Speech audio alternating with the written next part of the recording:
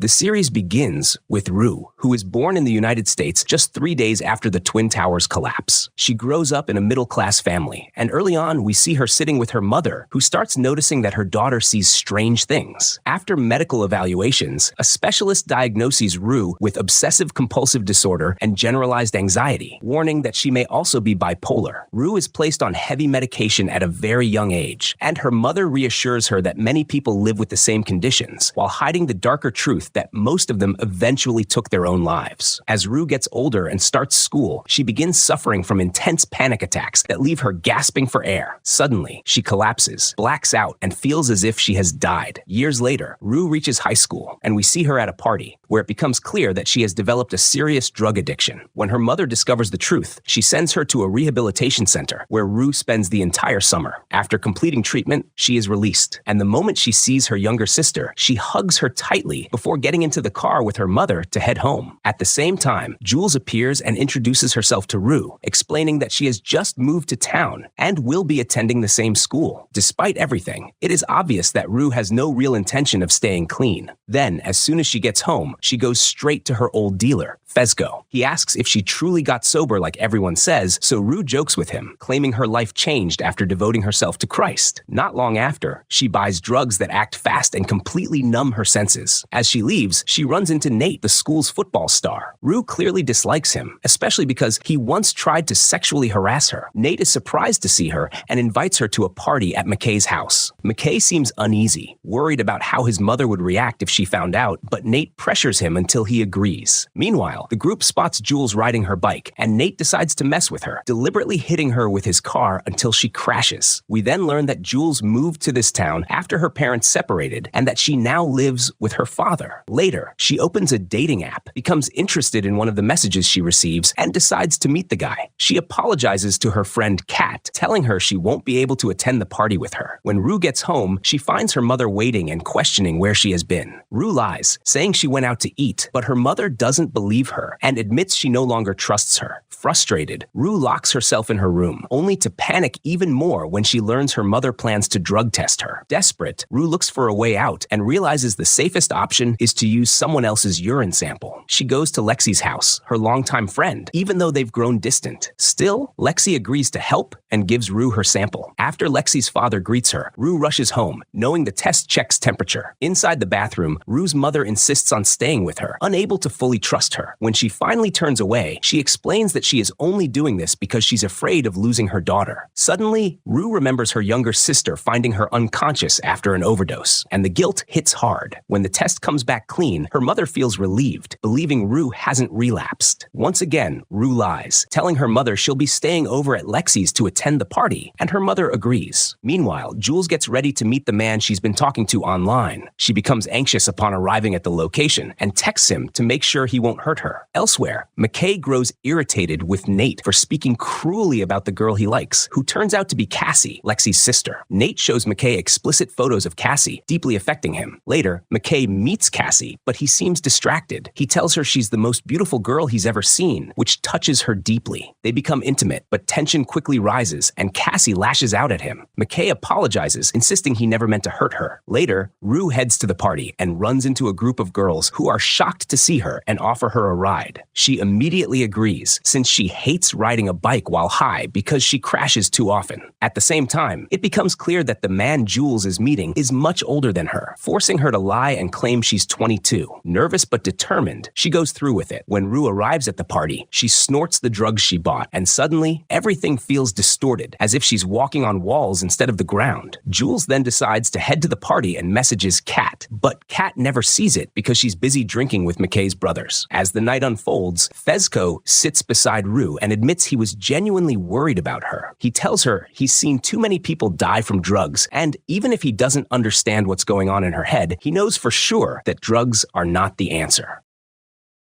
Rue opens up to Fezco and starts talking about her childhood. She tells him that one night, after her father's test results came back, she was sleeping next to her parents when she suddenly had a severe panic attack and passed out. She was rushed to the hospital, where doctors injected her with Valium. Rue explains that in that moment, she realized this was the feeling she had been searching for her entire life, because the world suddenly felt quieter, safer, and less overwhelming. Fezco is visibly moved by her honesty and admits that he's genuinely high just being part of a conversation this deep. Meanwhile, Nate is growing increasingly frustrated after his ex-girlfriend Maddie deliberately tries to provoke him, making him jealous by being with another guy. Unable to control his anger, Nate turns his attention toward Jules. He confronts her at the party, asking who invited her. Jules freezes and struggles to answer, and Nate keeps pressing her, loudly asking if anyone there even knows her. Eventually, Jules snaps. She grabs a knife, threatens Nate, and deliberately cuts her own hand right in front of him. Terrified, Nate backs away immediately. Rue witnesses the entire scene, follows Jules outside, and introduces herself. When Rue asks her what she plans to do, Jules says she's heading home. Rue offers to go with her, and Jules agrees without hesitation. Back at Rue's house, Rue cleans Jules's wound and then casually suggests that they drink together. Later that night, when Nate returns home, a disturbing truth is revealed. His father is the man who had been talking to Jules online. We learn that Nate discovered his father's secret when he was just 11 years old, after finding and watching all of his videos. Terrified, Nate ran back to his room, but his father followed him, woke him up, and told him that from the moment Nate was born, he knew he had an unbreakable will. He tells him that no one in this world will ever truly support or protect him, and that he should never allow himself to be weak or give up. Deeply affected by his father's words, Nate throws himself into extreme physical training. As he grows older, he joins the American football team, excels by the end of the season, and eventually becomes the team captain. We learn that Nate thrives on winning and dominance, but harbors deep resentment toward the other men in his life. He has an older brother he despises for being weak, and he shows little respect for his mother either, seeing her as passive and neglected. Nate begins mentally listing what he likes and dislikes in women, and that's when he notices Maddie, who perfectly matches everything he desires. They start dating, and Nate becomes obsessively protective of her, convinced it's his duty to shield her from predators and harassment at school and in public. When he learns that Maddie is a virgin with no past relationships, he becomes even more attached, to the point of imagining marriage and starting a family with her. That illusion begins to crack on the night of the party, when Nate's uncontrollable anger finally surfaces. After returning to school following rehab, Rue feels anxious and out of place, but she relaxes the moment she sees Jules. It becomes clear that the two have grown close since the party. Rue offers Jules a drink, and although Jules hesitates at first, she decides to try it. Watching Jules drink fills Rue with happiness. At the same time, Kat meets Ethan and immediately seems intrigued by him. Soon after, Rue attends class and desperately tries to avoid her teacher, who asks students to talk about what they did over the summer. Rue fails to escape and is forced onto the stage. As the spotlight hits her, she freezes, unable to speak, while the teacher pressures her to describe the most impactful moment of her break. Suddenly, Rue remembers being hospitalized, her younger sister's disappointment, and the constant fights with her mother. She completely breaks down when she recalls waking up in the hospital to find her mother and sister asleep beside her bed. Hearing classmates whisper and mock her, Rue panics, abandons the stage, and runs to the bathroom. She tries to use drugs to calm herself, but stops when she hears someone knocking. When she opens the door, she finds Lexi, who only wants to check on her. Instead of accepting the concern, Rue lashes out, accusing Lexi of making her flush the drugs and cruelly telling her that she was never her closest friend. Hurt and humiliated, Lexi walks away. Meanwhile, Nate begins closely monitoring the guy who hooked up with Maddie at the party, determined to learn everything about him so he can eventually take revenge. After school, Rue attends her required rehab meetings, where she remembers the first time she ever used drugs. We learn that her father used medication to cope with his illness, and because her mother was working extra jobs to pay for treatment, Rue often stayed alone with him. At just 13 years old, she decided to try the drugs herself. Once the meeting ends, Rue manipulates the attendance coordinator, forcing him to sign off on all the meetings she skipped so she can convince her mother that she's improving. The next day at school, Kat notices everyone staring at her and soon discovers that McKay's brother secretly filmed her and leaked the video. Kat confronts him and threatens to report him to the police unless he deletes it. Terrified, he agrees and spreads the word that Kat was not the girl in the video. Later, Kat is called into the principal's office and questioned about the leaked footage. Kat firmly denies it and accuses the principal of profiling her because she's overweight, pointing out that the girl in the video was also overweight. Intimidated, the principal panics and apologizes.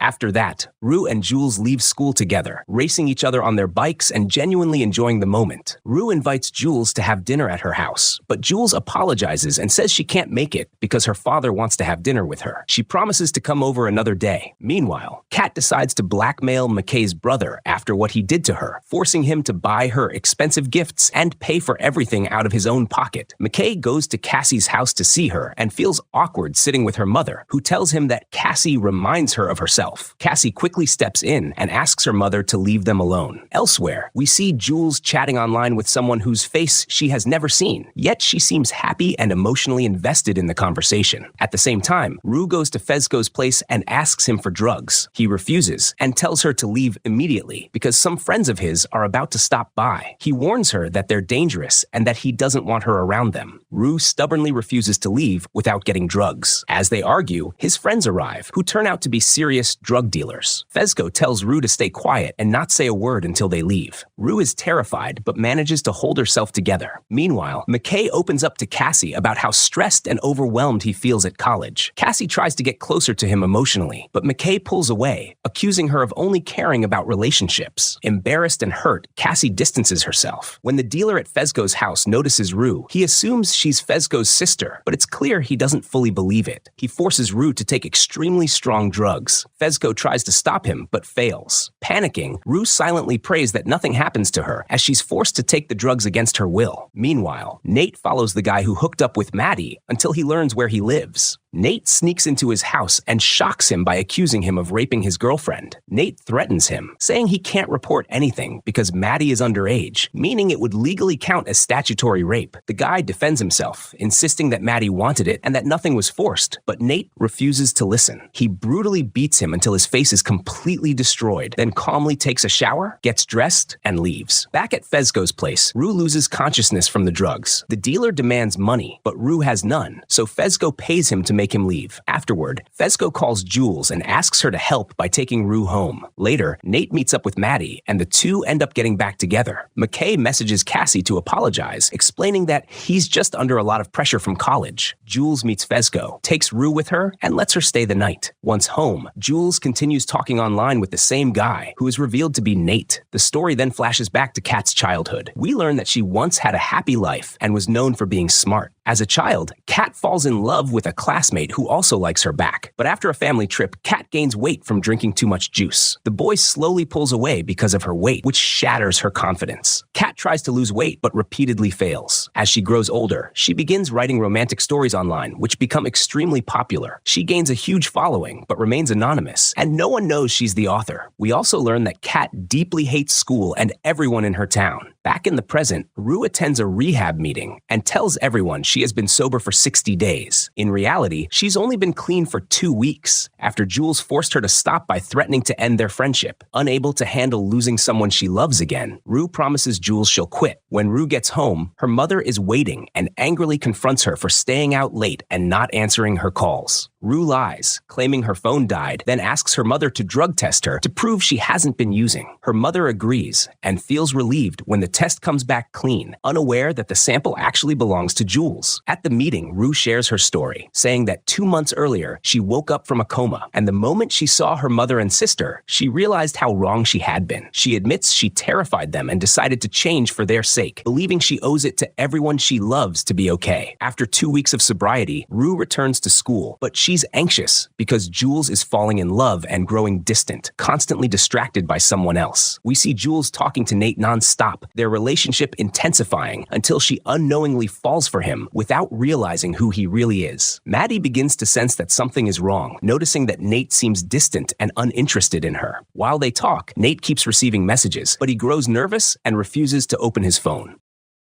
Jules talks to Rue and tries to convince her about her new love interest, admitting that she feels like she's falling in love. Rue isn't convinced, but she chooses to stay quiet. Around the same time, Kat buys a lemonade as part of her diet, but she doesn't have enough money, so Ethan offers to pay for it. Embarrassed, Kat explains to the woman selling the lemonade that she's on a diet and asks Ethan not to offer her food anymore. Shortly after, Kat decides to start making money online by posting videos while keeping her face hidden. Jules is genuinely happy when she learns that Rue has been sober for 2 weeks. She hugs her tightly and tells her how proud she is. Afterward, Rue leaves to grab some water and notices medication sitting on the table. She recognizes it as drugs, freezes for a moment, then quietly steals a pill. Rue excuses herself, rushes out of the house, takes the pill, and later heads to a recovery meeting where she once again talks about herself. As she leaves, a man from the meeting named Ali waits for her outside and tells her that 60 days is a long time and that her share was powerful. Rue thanks him, and Ali asks what saved her. When he learns that it was her younger sister, he reflects on how much damage people can cause in their lives and admits he can't imagine the impact something like that would have on a 13-year-old. His words deeply affect Rue when he explains that her sister will likely struggle to trust people and constantly fear losing the ones she loves, which could affect all her future relationships. It becomes clear that Ali knows Rue is lying about her sobriety. He tells her he's experienced enough to spot it easily, then hands her his card and suggests they meet for coffee sometime. When Rue gets home and sees her sister, guilt overwhelms her. She sits beside her and hugs her tightly. Meanwhile, Maddie goes through Nate's phone and grows even more suspicious when she finds a photo, even though she can't tell who he's cheating with. Later, Kat uses the money she's earned to buy new clothes and completely changes her style. When she arrives at school, everyone stares at her, but she doesn't care and seems genuinely happy. Jules runs up to Rue, excitedly telling her that the guy she's been talking to asked to meet her. She smiles as she explains they plan to meet at the lake during the festival. Rue immediately gets upset and warns her that it's dangerous, insisting she should meet him somewhere public. Jules is confused and hurt by Rue's intense reaction. She tells Rue that she only shared this with her because she thought Rue would be happy for her. Upset, Jules walks away. Feeling guilty, Rue goes to Jules's house and apologizes, explaining that she only reacted that way because she was scared something might happen to her and that she couldn't bear losing her. Overcome with emotion, Rue breaks down in tears. Jules hugs her, reassures her that she's not angry, and tells her she loves her. After leaving Jules's place, Rue goes to Fezco and asks him for drugs, but he refuses, telling her he won't help her destroy herself. He warns her not to come back and shuts the door in her face. Furious and desperate, Rue pounds on the door, screaming that he's the reason she's like this and that he can't abandon her now. She tells him that if he truly cared, he never would have let her use drugs in the first place. Rue keeps shouting and begging him to open the door, but Fezco remains firm and refuses. Eventually, Rue breaks down in tears. With no one else to turn to, she calls Ali and asks him to meet her for coffee. The story then flashes back to Jules's childhood. We see her mother taking her to a psychiatrist because of her struggles with self-harm. Jules clearly doesn't want to go, but she slowly opens up during the session. Her relief turns to shock when she realizes her mother lied to her and is actually admitting her into a psychiatric hospital. Jules screams and begs to be let go, but her mother refuses. She fights everyone around her, even injuring a nurse, and ends up spending days locked inside the hospital. One day, when a nurse brings her food, Jules begs him to leave a soda can behind. After he leaves, she uses it to cut herself. Over time, Jules improves and is eventually released, but her mother's condition worsens. Her parents separate,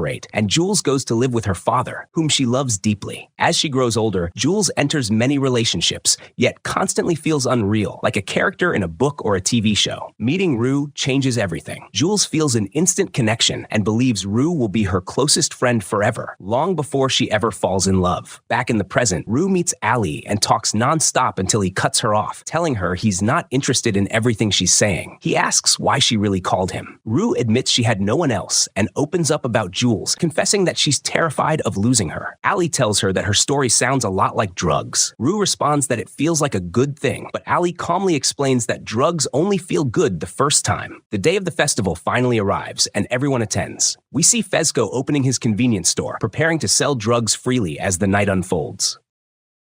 Rue attends the festival with her younger sister and Lexi, while Jules is there with Kat, the two of them laughing, playing games, and having fun. At the same time, Nate gets into a heated argument with Maddie over her outfit. He tells her he can't introduce her to his parents dressed like that and demands that she go home and change. In the middle of all this, Jules spots Rue, runs toward her, hugs her tightly, and tells her how much she missed her. Lexi feels awkward as Rue leaves her standing alone to be with Jules. Elsewhere, McKay takes Cassie to Nate's father's restaurant. Nate's father asks if they're a couple, and McKay quickly denies it, saying they're just hanging out. Cassie is hurt by his response and storms off. McKay chases after her, trying to explain that he didn't want to say anything in front of Nate because he knew Nate would make stupid comments, especially since he knows about her past. Cassie is deeply affected and doesn't know how to respond. McKay eventually walks away. Later, Cassie runs into Maddie, who notices how upset she is and takes her with her. The two end up buying drugs from Fezco. Maddie then confesses that she went through Nate's phone and found disturbing things on it. Meanwhile, Jules unexpectedly comes face to face with Nate's father. She is shocked, and when Rue tells her that he's Nate's dad, Jules can't believe it. To prove it, she walks up to him and asks for a drink. He completely freezes, drops the cup, and panics the moment he recognizes her. Rue watches in disbelief, realizing something is seriously wrong. At the same time, Nate notices them together and clearly grows uneasy. Rue becomes afraid, knowing that Nate's father is wealthy and powerful, and realizes that Jules has now drawn his attention. As they're talking, Rue gets a call from her mother, who says her sister isn't answering her phone and asks Rue to find her and get home immediately. We then see Kat standing with Ethan, and the two seem to have great chemistry. Ethan offers to buy tickets for a ride while Kat grabs them another drink. Kat happily agrees, but moments later she's crushed when she sees Ethan talking to another girl. Misunderstanding the situation, not realizing the girl is actually his sister's friend, Kat gets angry, drops the drink, and walks away. At the same time, a drunk Maddie decides to publicly embarrass Nate's family while they're being honored, shouting insults at his mother. Furious, Nate drags Maddie away, chokes her in a fit of rage, then lets go and tells her they're breaking up. Maddie stops him and confronts him about the photos she saw on his phone. Meanwhile, Jules and Rue search desperately for Rue's sister, but can't find her,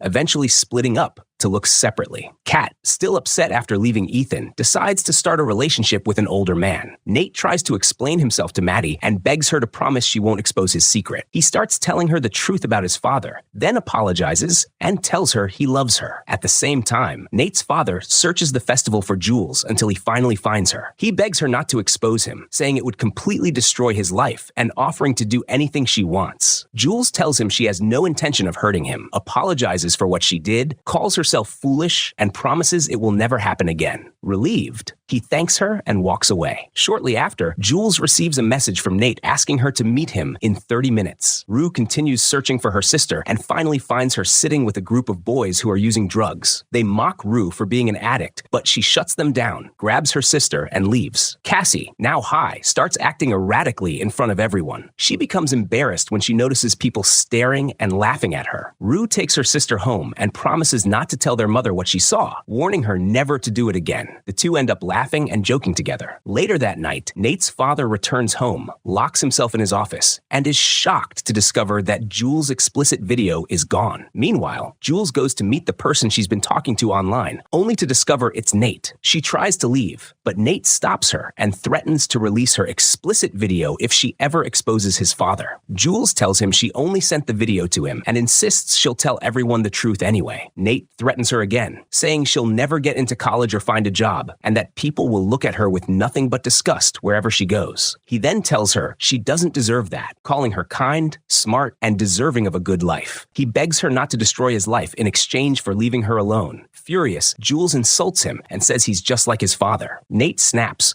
grabs her by the hair, then lets go and walks away. Jules completely breaks down and goes to Rue's house, asking to stay the night. Rue asks if she's okay and whether she met the guy she liked. Jules says he wasn't who she thought he was and starts crying. Rue hugs her tightly and comforts her. The episode then flashes back to Maddie's childhood. We see her dancing and singing in a competition, with everyone clearly impressed by her. That's why Maddie loved festivals and dreamed of becoming a beauty queen. However, her dream collapses when the pageant organizer is exposed for child abuse. Maddie falls into depression and isolates herself at home for a full week.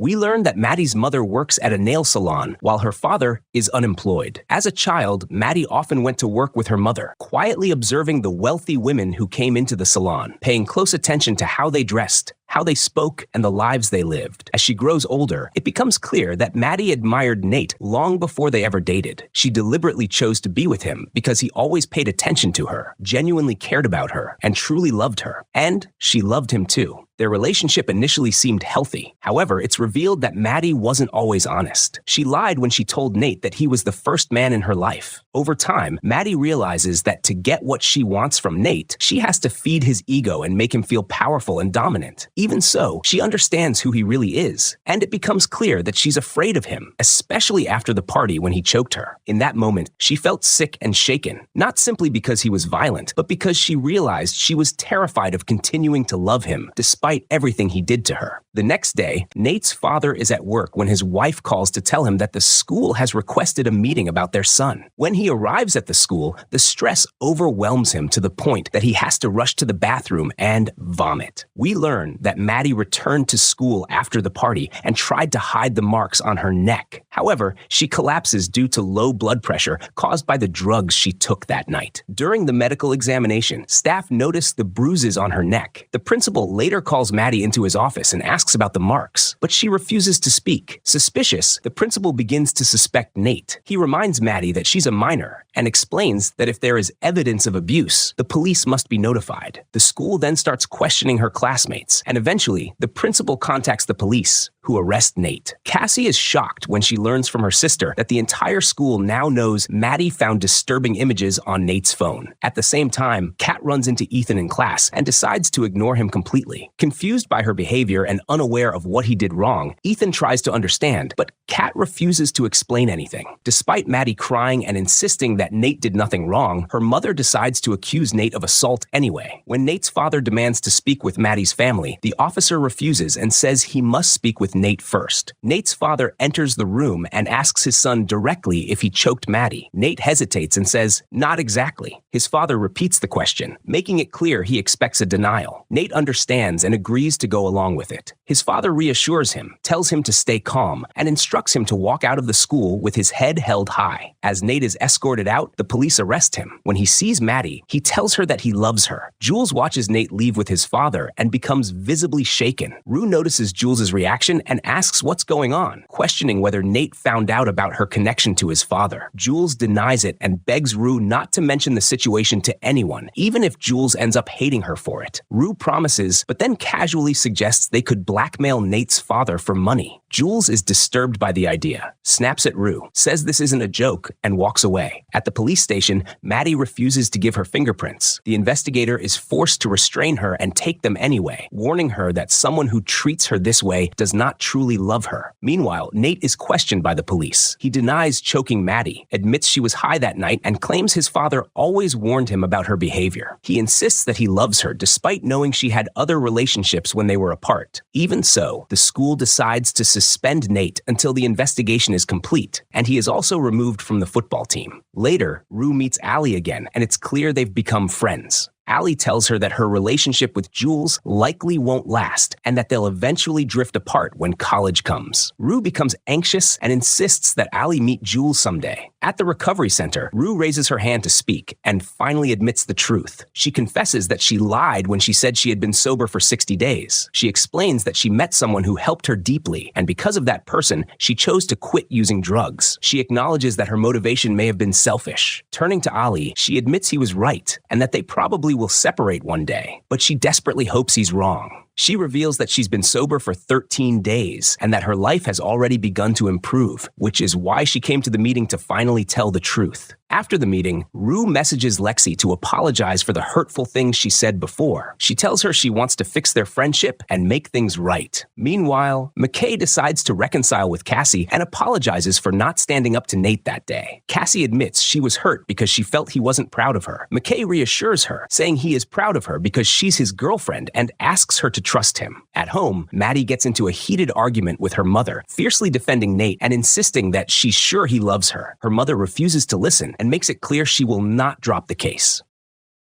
Maddie gets upset, leaves the house, and storms out. She calls Kat and asks if she can stay over, but Kat apologizes and says she's busy because she's with the guy she met at the festival. Meanwhile, Rue goes out with Jules and Lexi, and the three of them play around and have fun. Later, Lexi tells Jules that Rue has been doing much better because of her. Jules becomes uncomfortable, quietly walks away, and hides in the bathroom. At the same time, Nate calls McKay and asks him to have Cassie message Maddie. Maddie feels relieved and happy when Nate reaches out and asks her to meet him at a hotel hotel, which turns out to be the same hotel where his father cheats on his wife. When Maddie arrives, she hugs Nate and breaks down in tears. The story then flashes back to McKay's childhood. We see his father training him relentlessly. Although McKay resents the pressure, he understands that his father believes it's for his own good. McKay is talented, and his father teaches him how to control his anger so he won't lose everything. As McKay grows older, the strict routine pays off, and he's selected as one of the top American football players in college. However, once he actually gets there, McKay becomes discouraged when he realizes he isn't special anymore, and that many players are just as good, if not better. Over time, he accepts that he'll never become a professional athlete. During that period, McKay starts falling for Cassie. Even though he's bothered by the explicit videos of her circulating online and constantly wonders how someone could do that to herself, especially after she denied it at the festival, he's still drawn to her. McKay enjoys the way other guys look at him when he's with Cassie, as if her choosing him proves his worth. Back in the present, McKay goes to Cassie's house to take her to a Halloween party. He becomes upset when he sees what she's wearing and tells her he can't go out with her dressed like that because everyone will stare at him. He pressures her into wearing his football jersey instead. Later, we see Cassie alone at the party, wearing the outfit she actually likes. Daniel, the guy she met at the festival, tries to talk to her, but Cassie walks away. Kat is thrilled when her parents go on vacation and leave her home alone, giving her the freedom to work comfortably and increase her online income. Meanwhile, Rue feels hurt when Jules leaves her standing alone and starts drinking with Kat. At the same time, we see Nate out to dinner with his family. His father tells him to keep his head up as they walk in, but they're immediately stopped by the restaurant owner, who refuses to let them enter because of Nate. Worried about the restaurant's reputation, the owner turns them away. Furious, Nate snaps at his father, saying he never wanted to go out in the first place. We learn that Nate spends his first days after being suspended mostly at home, doing nothing except driving around aimlessly. Sometimes he checks on Maddie, meeting her weekly at the hotel, and it's also revealed that he's been watching Jules from a distance. At a party, Rue watches Jules drinking and dancing, and Lexi comments that Jules is clearly not acting like herself. While they're talking, Rue spots her sister sitting with a guy and using drugs. Enraged, Rue grabs him by his clothes and drags him away against his will. Cassie tries to reach out to McKay, sending him messages to apologize, but he responds coldly and says he's not interested in talking. Meanwhile, Rue and Lexi confront the guy who was with Rue's sister. Rue threatens him, saying she's been to rehab and met dangerous criminals there, warning that she'll unleash them on him if he ever gives her sister drugs again. She even threatens to have him stripped and beaten in front of his own house, then orders him to leave and tell her she's beautiful. Terrified, the guy obeys. Ethan shows up at the party and talks to Kat, telling her he wants to understand what happened at the festival, since she suddenly changed toward him for no clear reason. Kat clearly doesn't want to explain, admitting that she doesn't trust anyone. She questions why he even likes her. Ethan is confused and says it's because they went out before and had fun together, but Kat doesn't believe him and assumes he just wants a relationship. Later, Rue runs into Fesco at the party and apologizes for what she said to him earlier. Fesco responds that she's an addict and that he's learned never to trust what addicts say. Rue tells him she genuinely wants to make things right because he's her friend and she cares about him. Fesco tells her he cares about her too and promises to always support her as a friend. He asks how she's feeling now that her body is clean. Rue admits she feels like she's addicted to something new, that happiness feels good, but sadness feels unbearable. At the same time, Daniel tries to get closer to Cassie. She allows it and dances with him, partly because things with McKay have become strained after his college friends mocked and beat him in front of her. Since then, McKay has felt humiliated and ashamed, especially because he froze and cried instead of defending himself.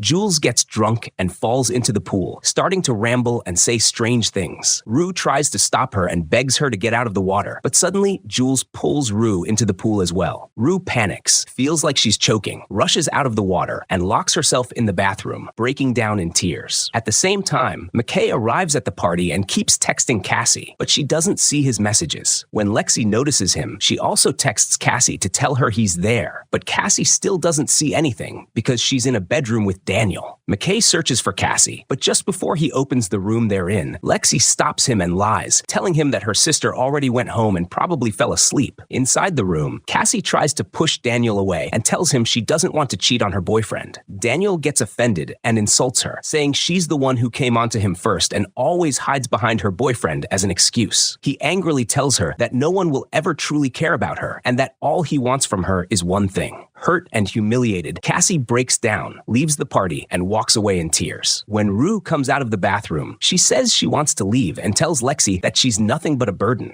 Lexi hugs her tightly and begs her not to say that. Later, when McKay gets home, he finally opens up to his father and admits the truth, that he will never become a professional athlete because he's simply not the best. His father refuses to accept that, warning him that giving in to doubt will destroy him. Elsewhere, Nate threatens the guy he previously attacked, forcing him to go to the police station and confess that he fought with Maddie and choked her at the festival. Nate warns him that if he doesn't comply, he'll accuse him of trying to rape a minor. Terrified, the guy goes to the police and falsely confesses. Maddie then testifies against him, claiming he was the one who choked her. At the same time, Jules goes to the police station and testifies that she witnessed the guy choking Maddie. It's later revealed that Nate forced Jules to do this by threatening to expose her and release her explicit images. Jules is visibly shaken when she later sees Nate with Maddie at the party after he's cleared of all charges. The story flashes back to Cassie's childhood. We see her at one of her birthday parties and learn that her father was extremely attractive, drawing attention from many women, which made her mother deeply jealous and constantly fighting with him, despite the fact that he loved her. Cassie's father adored her and wanted her to become a competitive figure skater. Cassie believed she could go professional because she was talented, but her father couldn't afford the training and eventually stopped encouraging her. As Cassie grows older, she becomes very close to her mother, who clearly struggles with her own issues. A massive argument later erupts between Cassie and her father, leading him to leave the house. Cassie is devastated when she discovers her mother had been lying and that her father left because her mother was cheating. Over time, Cassie realizes her father wasn't perfect either. He begins visiting her and her sister once a week, but those visits slowly fade away until they don't hear from him for a long time. One day, they learn that he was in a car accident caused by drunk driving. Despite everything, Cassie refuses to give up hope, believing her father will recover and get his life back on track. She secretly keeps contacting him behind her mother's back, but he eventually stops responding. On Cassie's birthday, he suddenly reappears and asks to see her. When she meets him, she's terrified to see that he's become a drug addict. She realizes he only wanted to see her so he could steal items from the house and sell them. Her father breaks down in tears and begs her not to tell anyone. Cassie promises, but she never sees him again after that. Cassie continues with her life and starts dating anyone who shows interest in her. Smart or foolish, kind or cruel. They all ask her for the same thing, to take pictures of her. Cassie is horrified when she first sees her images online and even considers ending her life, but eventually she grows numb, fully aware of what people intend to do with her. Later, she meets McKay, who genuinely loves her for who she is, at least until the night of the party. Cassie is shocked when she gets home that night and discovers she's pregnant. After the party, Rue isolates herself in her room, binge watching the same TV show for nearly 22 hours over the course of 2 days. Rue knows she's depressed whenever she locks herself in her room and refuses to even use the bathroom. When she finally tries to get up, she's in severe pain. Jules also isolates herself for an entire week after leaving the police station, refusing to answer Rue's calls or messages. Rue begins to realize that everything somehow connects back to Nate. Determined to uncover the truth, she asks Lexi for help. What starts as curiosity quickly turns into obsession. Rue barely sleeps as she digs deeper, beginning to suspect that Jules is in love with Nate, and that he's the same person Jules had been talking to online. Rue pieces everything together and realizes that Nate was using the name of the guy who went to jail. The same guy everyone knew didn't actually rape Maddie because they had all seen him at the party. Rue becomes so consumed by the investigation that she stays up all night and calls Lexi at 2 in the morning, explaining that Nate chose Jules because he was attracted to her. Rue talks nonstop until Lexi finally cuts her off, telling her she's emotionally overwhelmed by the case, then hangs up.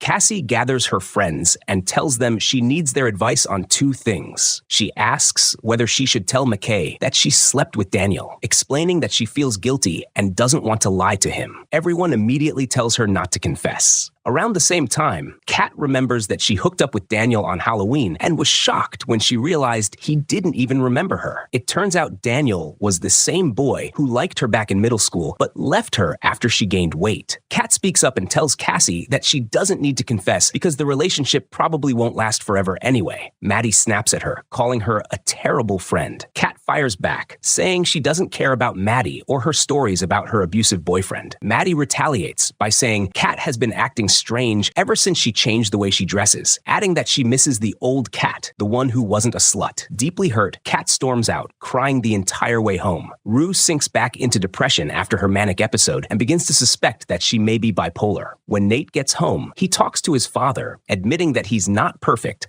but that he's trying to improve. His father tells him he doesn't care how Nate got out of the case, but warns him that he needs to be more careful from now on and stop making mistakes. Nate says nothing and retreats to his room. Rue continues to suffer physically, refusing to use the bathroom. When she goes into the kitchen, she runs into her mother's new boyfriend, who tries to make small talk and asks about Jules. Rue snaps at him, telling him he will never replace her father, then walks away. Rue's manic episode returns, and she goes to Fezco asking for a gun so she can threaten Nate and force him to talk. Fezco is stunned and tells her it's the dumbest thing he's ever heard. While they're talking, Fezco gets a message from his drug supplier, who's coming over to drop off merchandise. Nervous, Fezco tells Rue to stay locked in the room and not come out no matter what. Left alone, Rue grows anxious when she notices his grandmother's medication. She hallucinates the drugs calling out to her, begging her to take them. Overwhelmed, Rue sneaks out of the room. Fezco panics when he realizes she's gone, but Rue manages to escape unnoticed. When Rue gets home, she falls back into depression, locks herself in her room, and turns on the same TV show again. Meanwhile, Jules travels to visit a friend to clear her head. She's happy there, especially as her friend does her makeup and listens while Jules opens up about her relationships. Cassie finally decides to tell McKay the truth and reveals that she's pregnant. McKay panics and tells her that if his parents find out, his life will be over. He insists she needs to get an abortion because his future will be destroyed. Cassie is heartbroken and tells him she just wanted time to think. McKay hugs her and softly tells her that one day she'll be the best mother in the world. Later, Nate shows up at Fezco's store to buy something.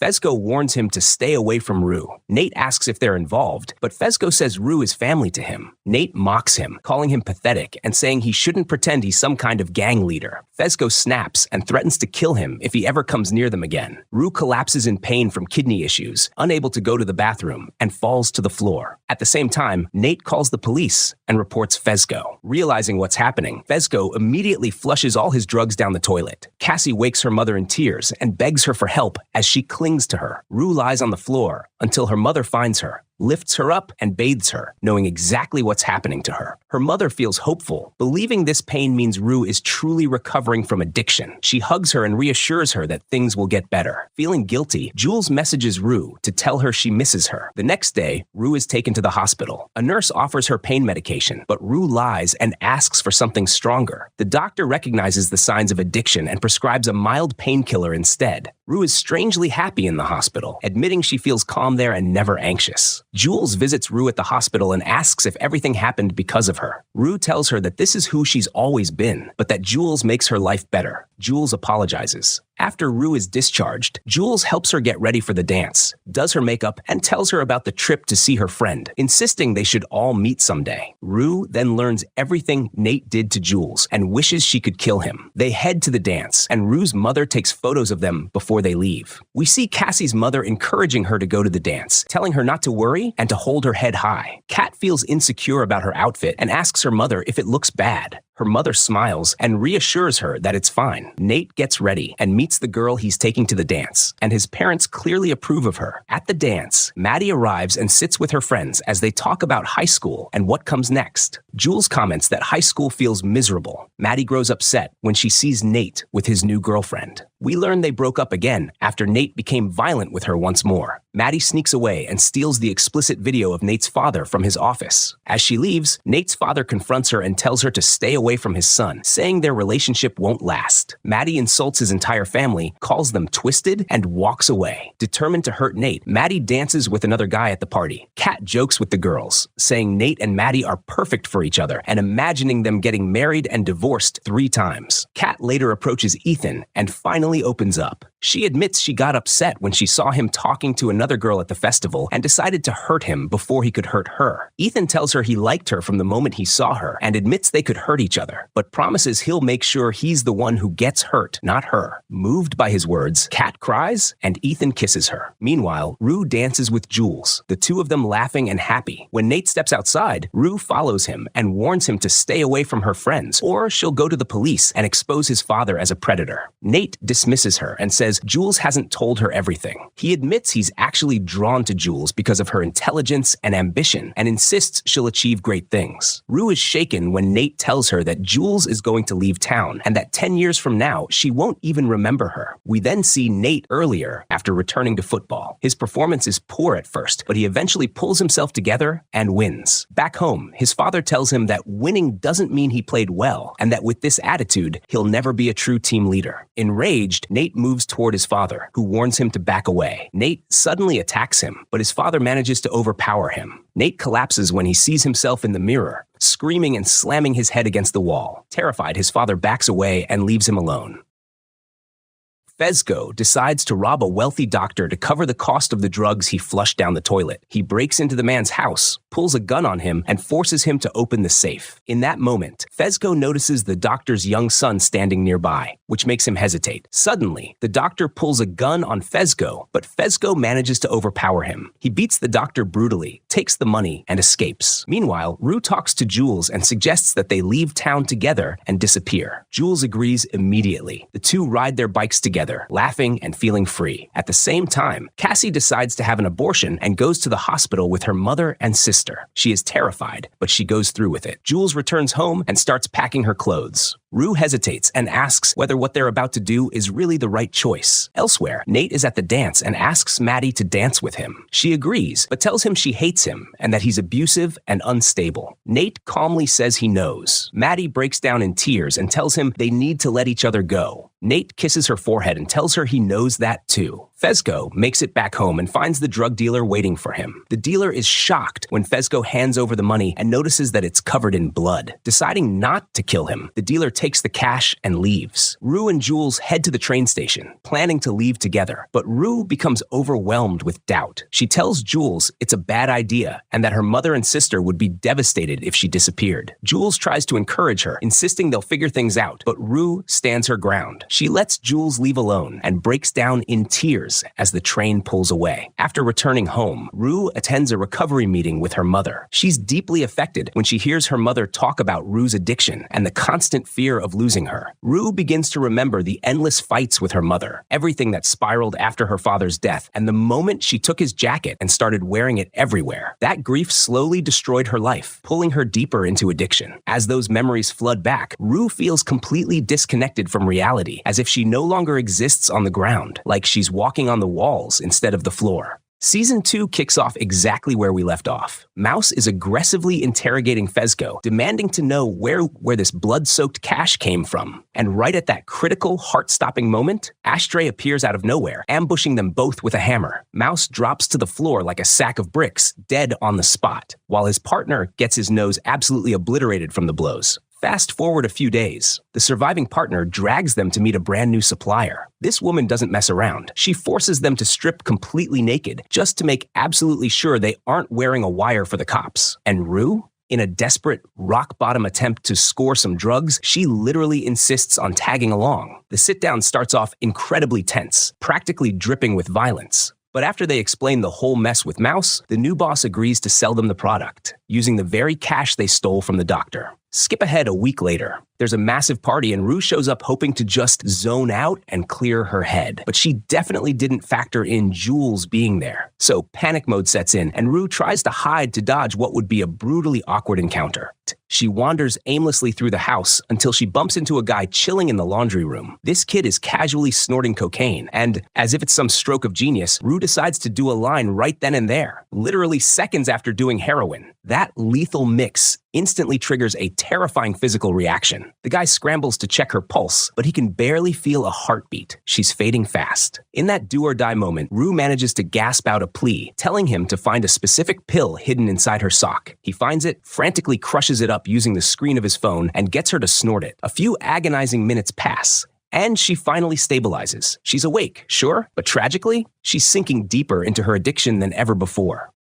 Meanwhile, at a nearby gas station, Nate randomly bumps into Cassie. She's been feeling totally lost and vulnerable ever since Chris dumped her. And of course, Nate preys right on that weakness. He offers her a ride to the party, and the second they get there, they lock themselves in the bathroom to hook up. But a little while later, Maddie completely ruins the moment. She starts aggressively banging on the door, screaming to be let in. Cassie absolutely panics and immediately bursts into tears. Maddie is her ride-or-die best friend, and Cassie knows damn well that if Maddie finds out she's sleeping with her boyfriend, the fallout is going to be catastrophic. Maddie is losing her patience fast, so Nate has no choice but to open the door and let her in. He smoothly slips out, using the excuse that he'll wait for her in the kitchen for 2 minutes because he has something important to tell her. While Maddie uses the toilet, Cassie is literally cowering behind the shower curtain, holding her breath and trying her absolute hardest not to make a single sound. The second they leave, she sneaks out of the bathroom, only to run dead into Nate and Chris. The tension is just off the charts. Chris pulls her aside to talk in private, trying to patch things up between them. But Cassie? She is more conflicted and terrified than ever. By the time Jules finally tracks Rue down, she's sitting outside by the fire pit, smoking weed. That makes it the third different substance she's done in under an hour. Jules is absolutely heartbroken and asks her, "When did you relapse?" Rue, brutally honest, confesses that it all started the exact moment Jules left her at the train station and rode off. Shortly after, Ashtray shows up, gives Rue a silent nod, and she gets up and walks away. Inside the house, Fezco is just wrapping up a conversation with Lexi, who's genuinely starting to fall for him. He walks with a dead serious purpose straight over to Nate. He reminds him of his old promise to kill him, and then smashes a glass bottle right over Nate's head. Immediately after, he just goes totally savage, beating the living daylights out of him in front of the entire party, until both of his fists are completely drenched in blood. Chris jumps in to break up the massacre, but the damage is already done. There is no going back now. Right then, it hits Rue. The guilt sets in.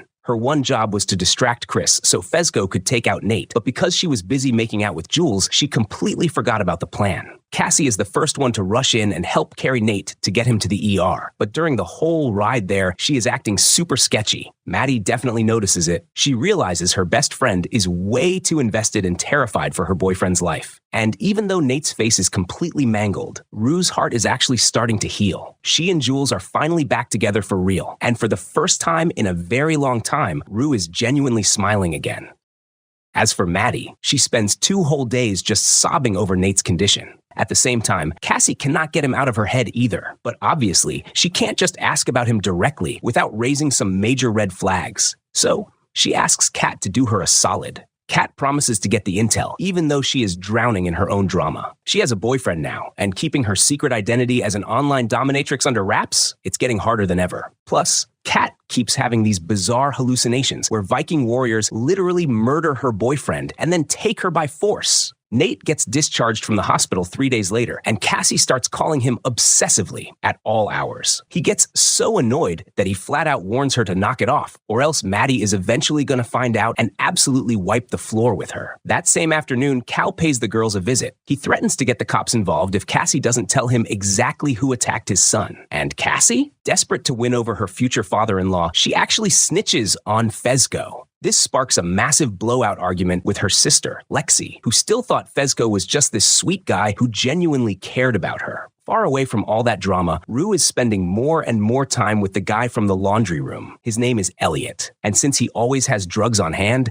they become instant besties. But when Elliot finally meets Jules, Rue introduces her as just a friend. She was nervous, feeling like she wasn't ready to announce their relationship to the world, which Jules did not take well at all, even though she decided to hide her frustration for the moment. While Rue is trying to fix things with Jules, sneaking out in the dead of night to go see her, she accidentally spots Cassie. Cassie is totally sneaking out of her house to hop into Nate's truck. Nate is purposely ignoring Maddie's endless phone calls while he's with Cassie, but that doesn't make Cassie regret what they're doing one bit. To her, Nate is her literal dream guy, and she convinces herself he is worth any risk. At the same time, Lexi gets all dressed up and goes to visit Fezco at his store. And this happens at the exact same moment Cal shows up, completely dead set on avenging his son. Cal stands right in front of Fezco, staring him down with this terrifying icy glare for a few seconds. Then, he reaches into his jacket in a totally menacing way. Behind the shelves, Ash already has his finger on the trigger, locked and loaded. But Cal? He simply pulls out a bill, pays for a bag of gummy bears, and walks out without saying a single word. Still, that brief encounter was more than enough for Fezco to know he needs to be on high alert. When he heads to the back of the house, he grabs his gun and stands guard. In the middle of the night, Cal waits for Nate in his room and confronts him. He demands to know why a drug dealer would beat him like that, and if he's tangled up in some shady business that could ruin his future forever. Nate, who at this point has absolutely zero fear or respect left for his dad, breaks it down with ice in his veins. He drops the bomb that he knows all about Cal's sick secret with Jules, and that she spilled the tea to all her friends, including the drug dealer who beat him up. Nate spins this wild story about how the dealer tried to blackmail him, but he stood his ground, basically painting himself as the lone hero protecting the family's honor. In a split second, Nate completely flips the script. He piles all the moral guilt right onto Cal, who, absolutely terrified of the fallout, offers to clean up the mess. But then Nate drops the ultimate bombshell. The disc with the Jules video, it's gone. And he assures his dad that he knows exactly who stole it. In the very next scene, we get a major flashback to see Cal's origin story. Back in high school, he was the ultra-popular jock and the star of the wrestling team alongside his best friend, Derek. With all that clout came a lot of attention from the girls, but Cal was already dealing with some deeply confusing, intense feelings for Derek. He looked at him differently, even if he didn't have the guts to actually confess it. Shortly after, he meets Marcia, a girl with a bit more experience who kind of guides his romantic awakening and teaches him how to fit into the perfect little mold society expects of him. His dad, a super strict guy who was already side-eyeing Cal and Derek's closeness. So, seeing Cal with Marcia was a massive relief for him. He even invites her over for an official family dinner, essentially sealing Cal's fate forever. As time goes on, Cal tries his hardest to bury his true feelings, focusing purely on Marcia. They're hooking up everywhere they possibly can. But then, one night, while driving to a party with Derek, a massive storm forces them to pull over. Since Cal is driving a topless Jeep, they scramble for shelter and run into the only place open on the road, a gay bar. Inside, after knocking back a few drinks, they hit the dance floor. At first, they're just goofing off, kind of mocking the older guys in the bar. But the joke fades fast. The dancing gets way more personal, heavily charged with tension and desire. Finally, Cal leans in and kisses his best friend. And instead of pulling away, Derek kisses him right back with the exact same passion. The very next morning, while he's battling a hangover and spinning from this crazy emotional high, Cal gets a phone call from Marcia that alters the course of his entire life. Her period is late. She took 3 pregnancy tests, and they all came back positive. The news drops like a nuclear bomb at the absolute worst possible time. In a fraction of a second, his promising wrestling career and any dream of a future with Derek completely evaporate. Cal finds himself totally trapped, pushed into a shotgun marriage with Marcia, and forced to live out a cookie-cutter life he never actually chose.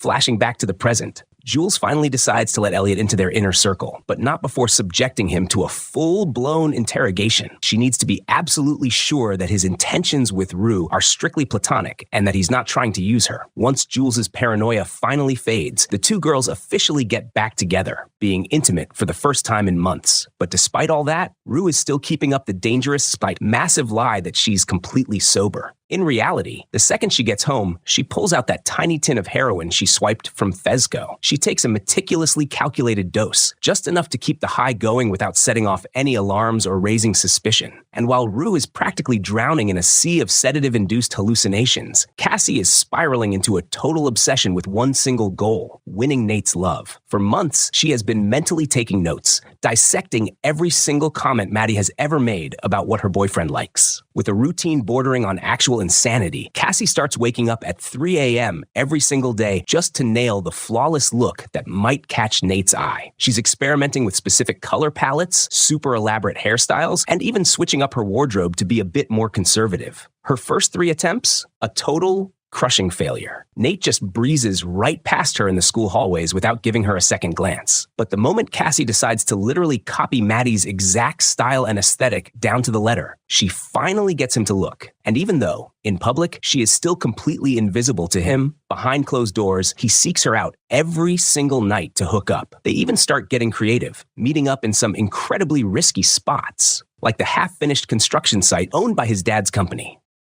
As for Rue, after 6 days of stretching that tiny box to its absolute limit, she finally hits empty. She heads back to Fezco, practically begging for more. But Fez isn't changing his mind. To him, Rue is a walking, breathing nightmare, and he's not about to waste another cent fueling her addiction. Just like that, that door is slammed shut for good. On the brink of a total breakdown from withdrawal, Rue starts plotting. She decides to go over Fez's head straight to the source. She cleans herself up, puts on a formal outfit, and pays a visit to Lori Jane, the queen bee of the drug trade. And surprisingly, Lori decides to give her a shot. She fronts Rue $10,000 worth of pills to sell. To a high-level player like Lori, that sum is pocket change. But before Rue leaves, she gets a warning that'll freeze your blood. Lori knows Rue is smart, but she also knows she's a junkie. She makes it crystal clear. If Rue messes this up, they'll kill her and sell her body or her organs, whichever is in better condition. No matter what, the house always wins. Rue finally feels the weight of the danger she's in, but she still walks out of there on a total cloud nine because she finally has her own massive inventory.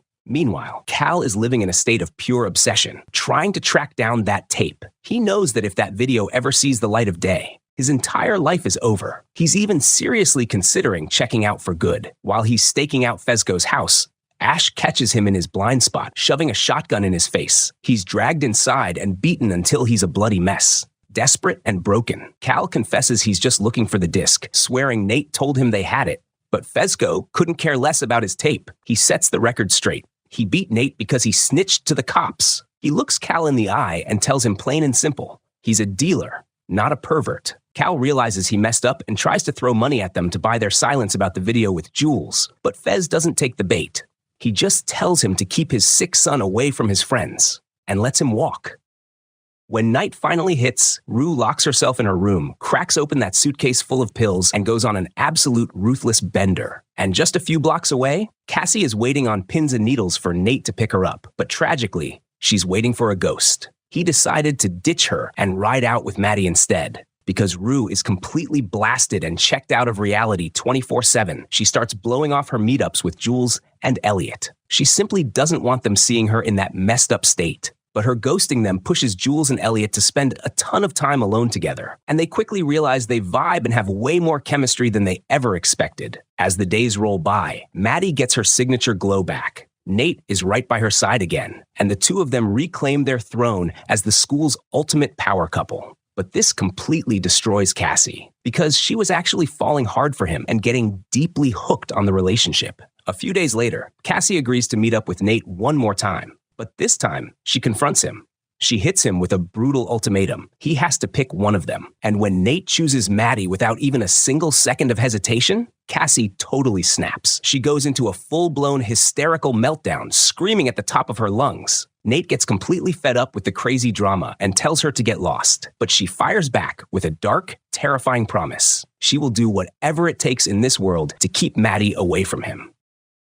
Out in the garage, Cal is completely losing his grip on reality. Blind, drunk, and spiraling, he decides to take his beat-up old Jeep for a joyride, desperate to chase the ghost of those simpler days. He's tearing down the highway at breakneck speeds, violently swerving between lanes, all while casually swigging from a bottle of whiskey, taking his eyes off the road in a genuinely terrifying way. Minutes later, he pulls up to the exact same gay bar where he danced with Derek all those years ago. The second he walks through the doors, he heads straight to the jukebox, cues up that exact same song from that fateful night, and just absolutely loses himself in the music. He is out there dancing in front of everyone, even letting some younger guy pull him in close. But the high doesn't last. He spirals out of control fast, his behavior gets dangerously erratic, and the bouncers end up violently throwing him out into the street. A little while later, Cal stumbles back home, making an absolute scene, and literally pisses right on the foyer floor. When his family wakes up, horrified and in total shock, he unleashes a brutal, savage wave of honesty. He lays it all out, exposing his double life and his dark obsession with hooking up with younger guys. He doesn't stop there. He publicly humiliates Marcia, dropping the bomb that he knows exactly what she's been doing with other men on Facebook. And honestly, he doesn't even care. But what actually makes his blood boil is the fact that they operate like enemies, constantly lying and betraying each other under the same roof. He swears that the charade, this whole fake, picture-perfect lie, ends tonight. Cal makes one final, chilling admission. His biggest regret was never getting close to Nate. He looks right at his son, admitting that Nate has turned into an absolute monster, and that he, as a father, is directly responsible for creating him. He promises to come back in the morning so they can talk it out calmly. If Marcia wants a divorce, she's got it. But if they actually want to keep living as a family, it's going to be strictly on his terms, because he is done suffocating in this lie. Right around that same time, Cassie is going through her own catastrophic meltdown. Blackout drunk, she's dancing hysterically in the middle of the living room while the rest of the girls watch her in deep concern, fully aware that something inside of her has completely shattered. Nate shows up shortly after, and with absolute chilling coldness, he just strolls right past her to chill with the girls in the hot tub. From across the house, Cassie watches him through tear-filled eyes, feeling her entire universe crumble to pieces, while he acts like absolutely nothing happened between them. A minute later, a desperate Cassie climbs into the hot tub with them. But the second she hears Maddie happily gushing about all her beautiful, romantic future plans with Nate, the crippling guilt, mixed with all that alcohol, hits her like a freight train. Her stomach completely turns, and the whole tense moment ends with her violently throwing up all over the water, instantly ruining the entire night. Right around that time, Elliot and Jules are right on the verge of hooking up. But suddenly, Elliot decides to drop a massive truth bomb. He confesses that Rue hasn't been sober for a single day since he met her. He reveals that she is actually using stuff way heavier and harder than anyone realizes. And he knows this for a terrifying fact because his own dad looked the exact same way right before he died. At that very moment, we see Rue experiencing this brutally painful hallucination. She is literally attending her own funeral. All her friends are standing there, and so is her dad, the one she tragically lost to cancer years ago. The very next morning, reality hits her like an absolute freight train. Her mom bursts into her bedroom while Rue is still heavily under the influence. Rue wakes up in a sheer panic, frantically tearing the room apart, desperately searching for that suitcase full of drugs, but it is completely gone. An incredibly violent blowout erupts. Rue totally loses her mind, screaming right in her mom's face that she wishes she had died instead of her dad. And right in the middle of this absolute chaos, Rue crosses the ultimate line and physically strikes her little sister, Gia. That hit? That is the absolute last straw. Her mom hits her right back to stop her in her tracks, aggressively shoves her out into the hall, and locks herself and Gia safely inside, leaving Rue completely isolated in her own desperate madness. Rue starts viciously kicking the door with pure rage until she literally breaks it down. She spirals so far out of control that she actually threatens to kill her own family if they don't hand over the pills. But soon enough, the adrenaline crashes hard, and she collapses in the hallway, sobbing uncontrollably in a way that just breaks your heart. Right there on the floor, she confesses the terrifying dark truth. That suitcase didn't belong to her, and the dealers are going to murder her if she doesn't bring it back. But her mom stands her ground and refuses to cave. And the exact second Rue realizes that those drugs are truly gone for good, she snaps right back into that violent, terrifying rage. In the kitchen, she is absolutely blindsided by Jules, who tries to talk to her. But Rue is literally in full-on self-destruct mode. With pure, unadulterated venom, she screams at her, telling Jules she is the absolute worst thing that has ever happened to her, and that snitching to her mom was an unforgivable betrayal. She looks her dead in the eye and tells her she is completely dead to her and hopes to never, ever see her again. A life that, according to Rue, might not even last another 2 weeks. Because that is exactly how much time she has before Lori comes collecting the drug money her mom just flushed down the toilet. A little while later, her mom forces her into the car to take her to rehab, and Elliot shows up to say goodbye. At first, Rue actually seems to accept that she needs help, but the closer they get to the clinic, the anxiety just completely eats her alive. She coldly starts breaking down her true master plan. She was going to consume every single drug in that suitcase over the next few days. She tells them she would have died completely happy after having the greatest month of her entire life. But now, they completely ruined everything. And the second her mom looks away,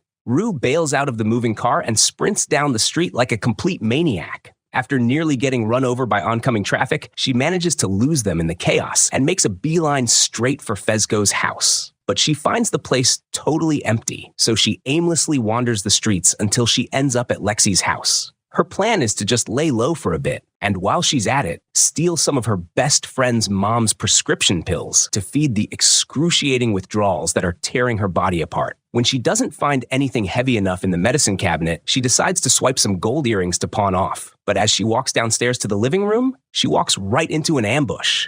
Lexi's mom was one step ahead and had already called Rue's mom. The rest of the girls show up to stage an impromptu intervention, but Rue does not care at all about anyone's help or support. And in a move of pure, calculated malice, just to deflect the attention off herself, she publicly exposes Cassie. She drops the massive bomb that she saw her climbing into Nate's truck in the dead of night. And right then and there, Maddie completely loses her mind and lunges straight at Cassie.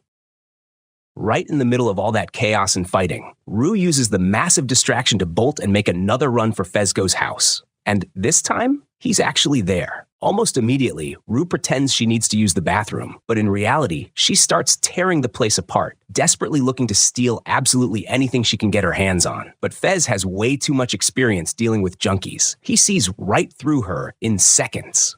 Deeply hurt by his friend's ultimate betrayal, he ruthlessly kicks her out onto the street without a second thought. All alone and drowning in total despair, Rue hides out until some neighbors open their garage.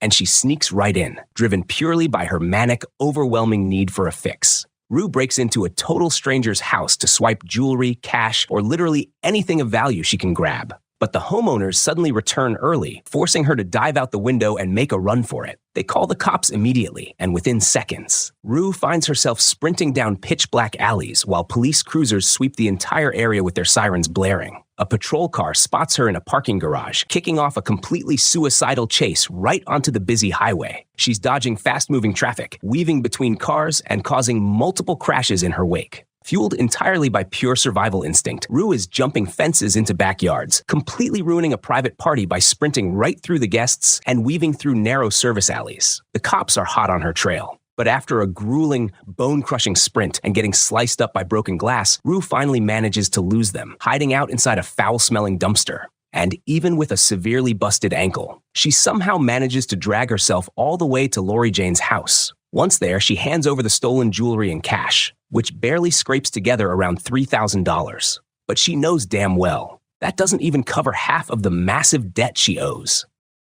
Despite the massive mountain of debt hanging over her head, Lori Jane actually plays the part of the caring savior. She helps Rue into a warm bath, but the absolute second Rue lets her guard down, Lori shoots her up with an IV dose of morphine. The effect is terrifyingly instant. Rue plunges into a deep, heavy sleep, and the agonizing physical pain of her battered body fades away, at least for a little while. Caught in this sedated trance, she gets hit with these deeply emotional flashbacks of the moments she shared with her dad, right down to the totally heartbreaking instant she had to deliver the eulogy at his funeral. But against all odds, Rue opens her eyes. She wakes up, still alive inside Lori's house. Without making a single sound, she creeps through the dead quiet house until she spots an open window.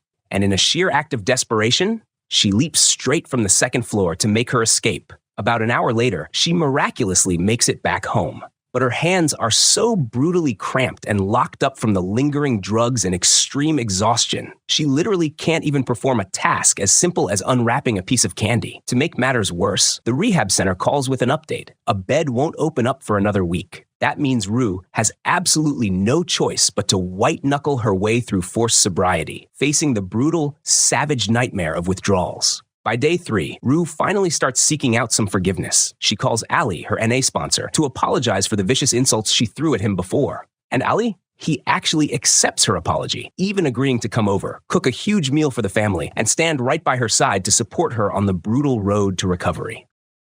On the flip side, Maddie is laying in bed, just holding the disc, coldly calculating the perfect revenge against Nate. She knows damn well she could absolutely destroy him by going to the cops, but her mind is searching for something way more creative and a lot more painful. Meanwhile, over at Cassie's house, things are getting seriously alarming. Her mom is sick with worry, literally hiding every single knife in the kitchen, terrified that her daughter's massive mental breakdown is going to push her to self-harm. And her worst fears are totally confirmed when Cassie actually tries to slit her wrists using a corkscrew. Lexi catches her in the act, and with her classic cynicism, secretly thanks God that her sister is pretty but stupid. A little later, Lexi heads over to Fezco's to drop some major news. The school officially approved her play. The entire production is basically ripped straight from Cassie's life. And Lexi is convinced that if her sister actually sees the ending, she's going to be looking for something a hell of a lot sharper than a corkscrew.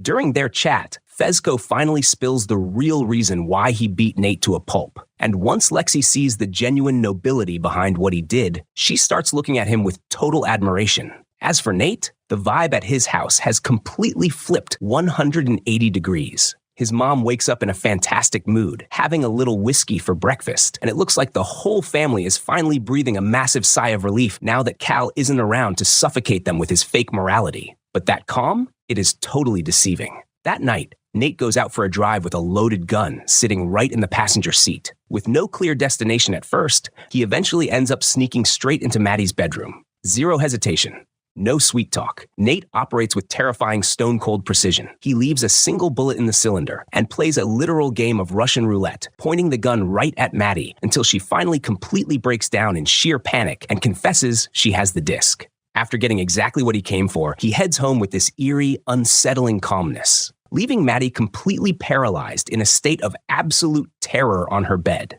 On his way back, he decides to make a pit stop at Jules's house, and in a totally unexpected twist, he actually apologizes to her for all the damage he caused. He hands over the original disc, and right before he drives off, he confesses that all those feelings he expressed when they were texting, they were 100% real. The second Jules steps out of the truck, Nate calls Cassie to tell her he's coming to pick her up. He suggests they spend the whole weekend together and seals the deal with an "I love you." Cassie, absolutely starved for any scrap of affection, falls right into his web of lies. When she finally sees him face to face, she completely surrenders, telling him with pure devotion that she ruined her entire life for him. But she's utterly convinced that the sacrifice was worth it. A few days later, Lexi's big moment finally arrives. Opening night of her play, which is based entirely on her friend group's lives. The rest of the girls are absolutely floored, jaws literally dropping as they watch the characters on stage act as a perfect, undeniable mirror of their own lives. Despite all the underlying tension, every single act of the play is pure genius, and the audience is completely captivated. But sadly, Lexi's massive triumph is overshadowed by a creeping sadness when she notices the seat she reserved specifically for Fezco. It's still totally empty. The play pushes forward with this brutal, unapologetic honesty, exposing the most private, embarrassing moments of her friends' lives from Lexi's POV, since she's basically been collecting every little detail for years. And even though she never actually intended to hurt anyone, the truth is completely devastating. The stage showcases the evolution of Maddie and Cassie's friendship, from their glory days running the cheer squad when they practically ruled the school, all the way to that bitter, toxic moment of betrayal. The actress playing Maddie delivers the one line that cuts Cassie the deepest, that she would never do something like that to her best friend. The crushing weight of the guilt is just way too much for Cassie to bear. She bolts from the auditorium, absolutely drenched in tears, and locks herself inside the bathroom, trying desperately to pull herself together, but completely failing. At the exact same time, Nate is experiencing this incredibly vivid, deeply disturbing nightmare about his dad's video with Jules. In his twisted imagination, the image warps, and he actually takes the girl's place in the tape. When he finally snaps out of that sickening trance, the play has reached a massive boiling point. Lexi starts airing out all the dirty secrets of Cal's past, including the heavy sexual tension from his wrestling team days. Nate, practically consumed by sheer rage and humiliation, clenches his fist so hard his knuckles literally turn white. To the general audience, the performance is this bold, brilliant spectacle. But to Nate, it's a targeted, deeply humiliating personal attack that exposes his family's darkest cracks in front of the entire school. The deafening, roaring applause from the crowd is the absolute last straw. He totally loses his mind. He snaps, storming out of the auditorium at full speed. But right before he vanishes, he unloads all of his blind fury onto Cassie. He screams in her face that this entire humiliating freak show was all her sister's doing and demands she pack up and get out of his house immediately. Just like that, their relationship is completely dead and buried.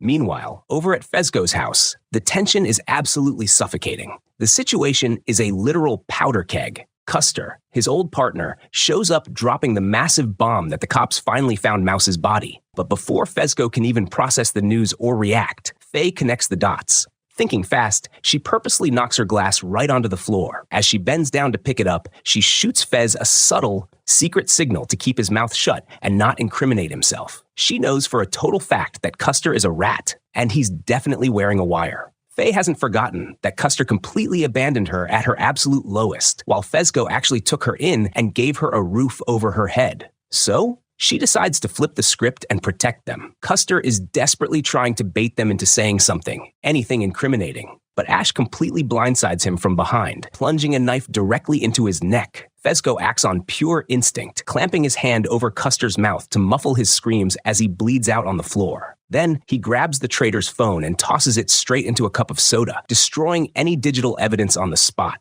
Immediately after, Fez actually punches Ash right in the face. He's trying to stage a fight, setting it up to take the absolute fall and make it look like he was the sole person responsible. He orders the kid to grab the cash and run before the cops swarm the place. But Ash, loyal to the bitter end, he flat out refuses to leave his brother behind. And that is the terrifying, heartbreaking reason Fezco never made it to Lexi's play. He has a dead body bleeding out in the middle of his living room. And he knows the cops are going to surround the house at any second. At the exact same time, back in the school auditorium, Nate's brutal rejection pushes Cassie way past the brink of sanity. With this terrifying, dead-eyed confidence, she marches straight onto the stage. She completely hijacks the performance, dragging Lexi right into the spotlight to publicly humiliate her in front of the entire crowd.